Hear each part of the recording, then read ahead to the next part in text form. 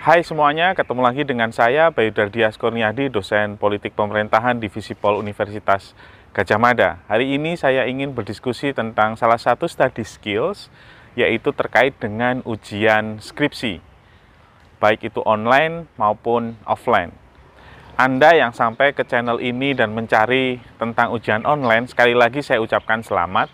Ini adalah salah satu dari capaian Anda sejauh ini. Ini adalah muara dari 4-5 tahun Anda belajar di universitas dan sekarang saatnya Anda melalui ujian skripsi. Ada beberapa hal yang ingin saya sampaikan di video kali ini. Yang pertama adalah jangan grogi kalau Anda mau ujian skripsi. Kenapa Anda nggak perlu grogi? Karena saya sebagai dosen dan juga teman-teman dosen yang lain itu sudah membaca naskah Anda. Jadi ujian itu hanya salah satu cara untuk kami mendeteksi bagaimana Anda melalui proses belajar itu. Jadi Anda nggak perlu khawatir terkait nilai. Nilai itu sebenarnya sudah ada di dalam benak masing-masing penguji ketika membaca naskah Anda. Jadi ujian skripsi ini bukan penentu hidup dan mati. Dia hanya salah satu acara, salah satu ajang untuk menunjukkan bahwa Anda benar-benar menguasai topik yang Anda sajikan dalam skripsi. Oke, itu yang pertama. Semoga Anda tidak terlalu stres untuk menghadapi ujian skripsi.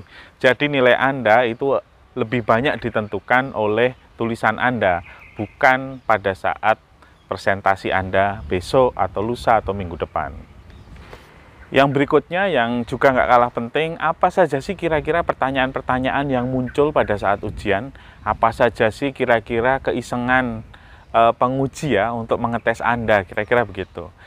Yang pertama, seperti sudah saya sampaikan di beberapa video yang lain, skripsi itu adalah pertanyaan, metode, kerangka pikir untuk menjembatani jawaban dan jawaban penelitian. Intinya ada di situ, ada di 3 itu. Pertama-tama, ini tentu berbeda dari fakultas ke fakultas, dari universitas ke universitas, dari departemen ke departemen, tetapi pada umumnya mereka akan menanyakan, pertama, mengapa Anda tertarik menulis skripsi ini? Itu mengarah pada pertanyaan 3 komponen utama. Yang pertama yaitu pertanyaan penelitian. Mereka akan bertanya tentang pertanyaan penelitian. Kenapa Anda tertarik untuk meneliti hal tersebut? Kenapa muncul pertanyaan seperti itu? Apa hubungannya pertanyaan itu dengan mungkin keseharian Anda, mungkin dengan pengalaman Anda selama ini, selama Anda kuliah? Kenapa itu kemudian menjadi menarik? Itu biasanya yang ingin mereka tanyakan. Terkait dengan pertanyaan penelitian, mungkin juga muncul pertanyaan dari para penguji, bagaimana pertanyaan penelitian itu berkembang dari waktu ke waktu. Apakah ada perubahan ketika Anda temukan data atau fakta di lapangan yang mungkin berbeda dengan tujuan awal Anda membuat pertanyaan penelitian tersebut. Kami sebagai dosen akan mencoba mengorek-orek ke situ. Kenapa Anda tertarik?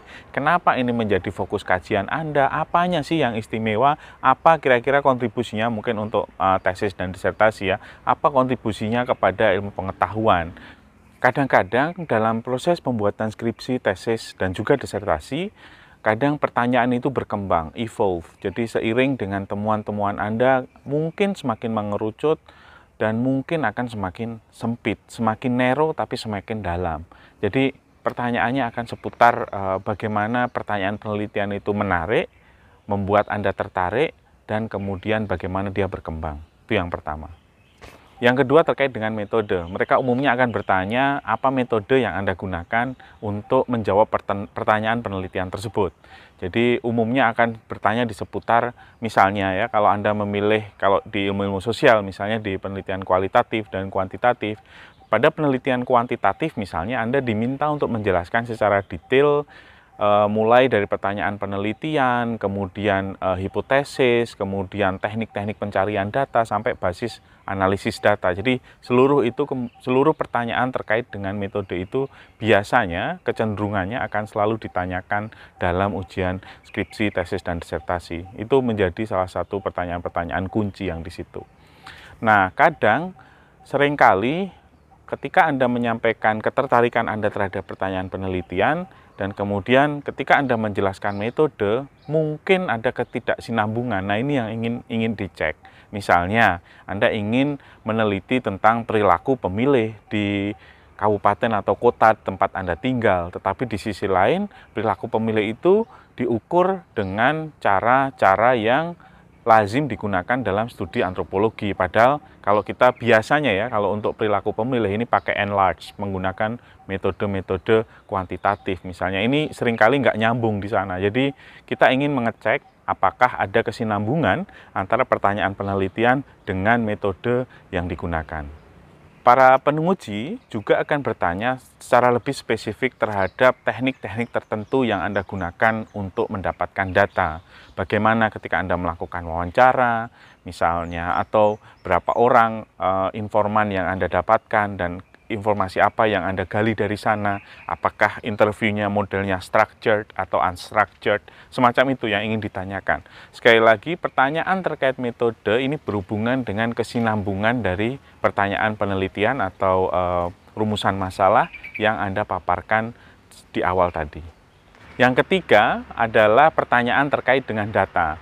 Misalnya, pertanyaan apakah data yang Anda kemukakan di dalam tesis skripsi Anda itu betul-betul mampu mendukung argumen yang ingin Anda paparkan. Nah, apakah datanya dalam tanda petik cukup atau tidak?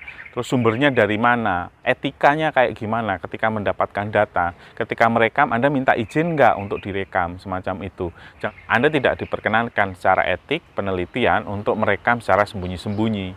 Jadi paling tidak ada semacam persetujuan secara teroral ya, secara persetujuan secara lisan bahwa bahwa informan Anda itu bersedia Anda rekam. Jadi nggak bisa Anda pakai hidden recorder di ballpoint begitu terus kemudian Anda rekam. Itu unethical kalau dalam penelitian kualitatif.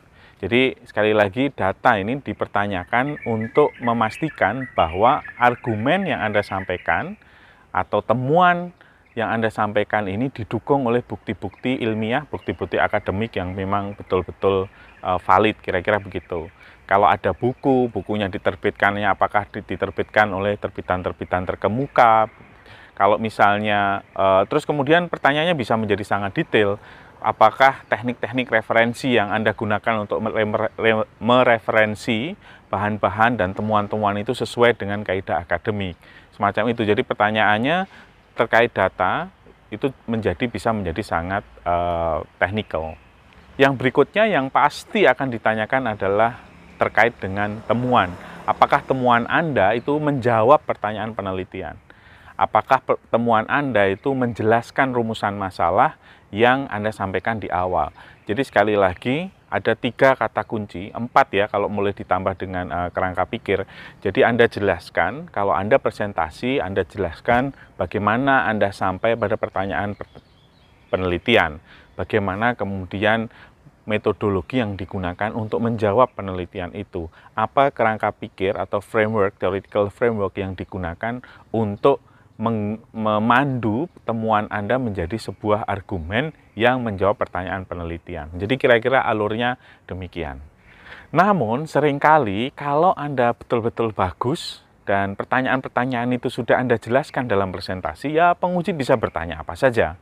Bisa bertanya di luar hal-hal yang tidak pernah Anda bayangkan sebelumnya, jadi Anda tetap harus siap-siap. Mereka biasanya juga akan mempertanyakan atau mengecek logik berpikir atau runtutan penulisan. Apakah penulisan itu runtut, tidak loncat-loncat begitu, apakah argumen itu disusun dengan sistematis, dan apakah kemudian temuan-temuan itu dirangkai dalam sebuah karya yang nyaman dibaca. Nah, biasanya nanti akan ada pertanyaan-pertanyaan teknis, pertanyaan-pertanyaan yang terkait dengan referensi, dengan tata cara, salah ketik, semua itu nanti mungkin akan dipertanyakan. Setelah tadi yang paparan yang di awal tadi didiskusikan. Sekali lagi, saya ucapkan selamat, Anda sudah sampai di video ini, berarti Anda berada pada titik akhir sebuah capaian atau kerja keras Anda selama bertahun-tahun. Jangan grogi, saya hanya mengingatkan nilai itu sudah ada di benak masing-masing penguji ketika membaca naskah Anda. Biasanya presentasi Anda yang lebih baik itu bisa meningkatkan bayangan nilai sebelumnya yang sudah ada di benak masing-masing penguji. Selamat, maju terus, jangan grogi. Silahkan share kalau Anda merasa ini bermanfaat. Terima kasih. Assalamualaikum warahmatullahi wabarakatuh.